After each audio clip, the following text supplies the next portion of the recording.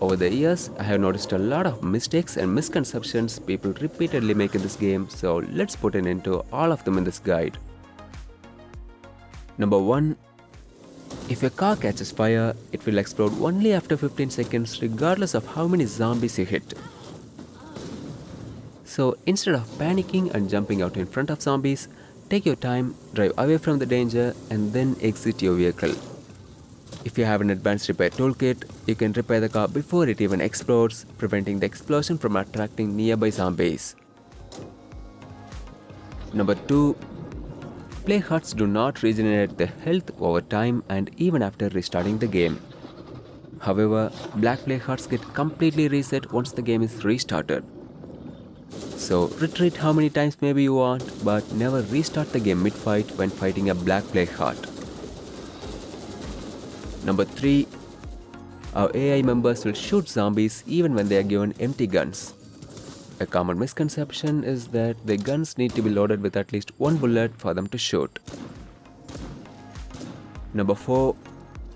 Do not use multiple repair kits at once when repairing vehicles. Using multiple repair kits at once does not increase the vehicle's durability proportionally. Once the vehicle's engine and doors are restored, additional repair kits will mostly fix cosmetic damage. So unless you want a dent-free vehicle, stop using repair kits once the front doors are restored. Number 5. Do not choose vehicles based on speed, thinking one is faster than the other. The game only has 2 different vehicle speeds, so there is not one fastest vehicle but many. These are the fastest vehicles and these are the slower ones. Number 6. Zombies latching onto the back of vehicles cause absolutely no damage to the engine or front doors. So when this happens, don't feel rushed to take immediate action. Focus on driving to safety and deal with them once you are out of danger. Number 7. Never park your vehicle in open spaces since it allows zombies to latch onto the front and damage the engine. Always park them against walls and other objects.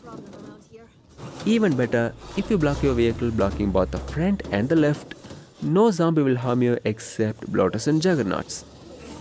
Doing this is extremely easy with Impaler, Z-Buster and utility trucks since they do not allow zombies to latch onto the engine. So these can be easily made invincible by parking blocking only their left. Number 8. If you run over a plague bloater while driving, never stop your car to exit. Always jump from the running poisonous vehicle. If you stop your vehicle and exit, you will be inside the toxic cloud longer, so it is not recommended. In case of regular bloaters, exiting vehicles is unnecessary since we can use health consumables and stay inside our vehicles as only health will be affected by them. Number 9. Do not build beds thinking they slow down fatigue accrual and recover sleepy survivors' fatigue faster. Insufficient beds do not affect fatigue in any way and only inflict a very minor moral penalty.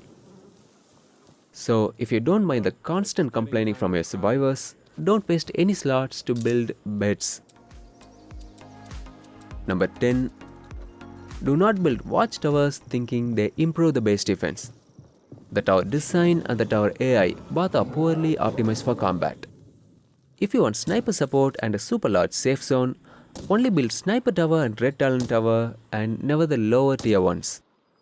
For a short and detailed watchtowers review, check the video in the pinned comment. Number 11. If you use guns to destroy plague hearts, never use 50 cal weapons.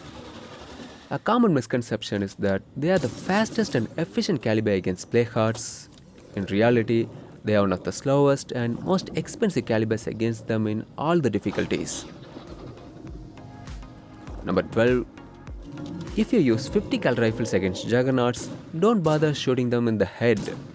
50 cal body shots deliver exactly the same damage as headshots in all the difficulties. Number 13. Never use powerful explosives against juggernauts thinking they will deal excessive damage. Juggernauts have 4 health phases, each protected by health gates that cap the damage they can take. This means even the most powerful explosives like drone strikes deal the same damage as weaker ones like pipe bombs. So feel free to use any explosive, but don't assume stronger ones will be more effective against juggernauts.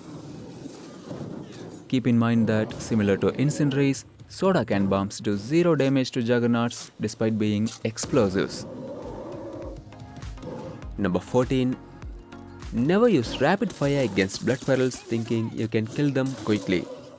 Blood ferals always require 3 headshots but become immune to damage for 1 second after each headshot. So shooting them rapidly will only waste bullets. Some players also assume that juggernauts become immune during staggering and playhearts become immune during its belching phase. But that is not true. Number 15. Never use multiple explosives or incendiaries at once against playhearts thinking you can insta-kill them. Multiple damages at the same time only stack against juggernauts but not against playhearts. So always detonate one explosive at a time and let each incendiary fully burn before using another against a heart. Mixing different types of damage will not stack either. If you shoot or detonate a heart while it's burning, your bullets and explosives will deal less than half the usual damage. Number 16.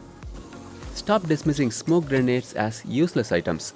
Smoke grenades can completely hide you from zombies and blood ferals even during elevated senses curveball, and they can also hide you from hostile humans if you stay inside the cloud.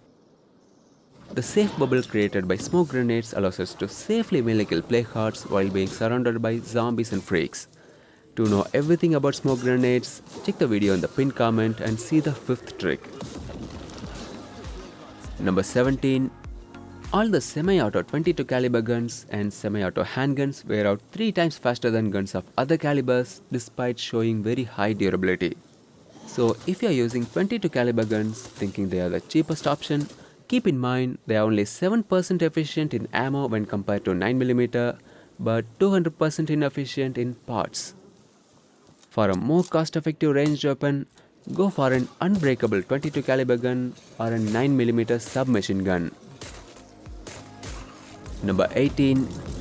If you're trying to improve your base defense by recruiting more people, remember that the game has a global limit of rendering only 7 characters at the base, including the active character. So having 8 or more members doesn't improve the base defense compared to 7 members. Recruit beyond 7 only if you need additional skills, not for increased defense. Number 19. Do not climb down directly from containers when surrounded by a lot of zombies and freaks, as this will trigger the climbing down animation, leaving us vulnerable to attacks. Instead, dodge forward at the edge of the container to skip the animation and move quickly. Number 20. The vehicle endurance bonus provided by the auto shop and the mobile operations red talent doesn't actually add any durability to vehicles. So don't use them if your primary goal is to increase vehicle endurance. Number 21. Stop worrying about zombies accumulating around your base. Zombies always spawn near the active character, and since the base has an active scouting ability, it may seem like zombies are swarming only the base and not other areas. In reality, this happens across all parts of the map around you, it is just not shown on the map. Base is where we spend most of our time. The more time we spend in an area, the more zombies will spawn around us. The spawning behavior is not influenced by our base's noise or threat levels. Number 22. Play hearts do not gain more health as we destroy them. All the hearts will have the same amount of health from the first one to the last. However, the reinforcements that play hearts summon will increase with each one we destroy, making the later ones more challenging. Number 23.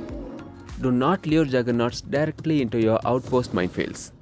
Before luring, shoot them at least once anywhere, so when they die, we will be credited to the kill and get the influence. Number 24.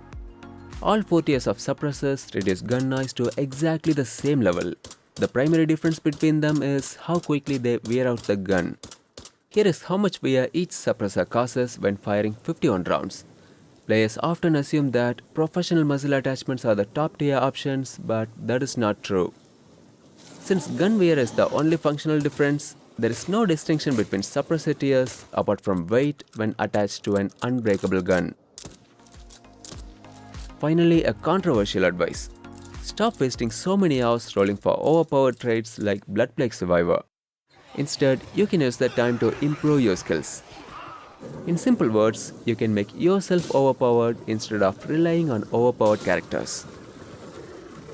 Now let me know in the comments how many of these mistakes you have been making all along. If you are interested in an extremely in-depth vehicles guide, click this video.